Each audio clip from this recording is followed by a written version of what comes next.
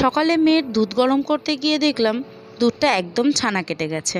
মাকে ফোন করলাম, মা, মেয়ে তো একদম ছানা খেতে পছন্দ করে না, কি করি বলো তো? মা বলল, একদম চিন্তা করবি না, ছানাটাকে ফেলিস না, ছানার পায়েস বানিয়ে দে। জিজ্ঞেস করলাম কিভাবে? মা ঠিক বললো যেরকমভাবে সেরকমটাই দেখাচ্ছি আজকে। ছানাটাকে খুব ভালো করে ঠান্ডা জলে ধুয়ে একটু ঠান্ডা করে নিতে হবে। তারপর অন্য আরেকটা বাটিতে 1 লিটার দুধ নিয়ে নিয়েছি। তার মধ্যে দিয়ে দেবো 3টে এলাচ ভালো করে থেতো করে ফাটিয়ে। দুধটা যখন একটু বলক ওঠা শুরু করবে তখন গ্যাসের ফ্লেম কিন্তু কমিয়ে দিতে হবে। দিয়ে দিতে হবে নিজেদের পরিমাণ মতো মিষ্টি।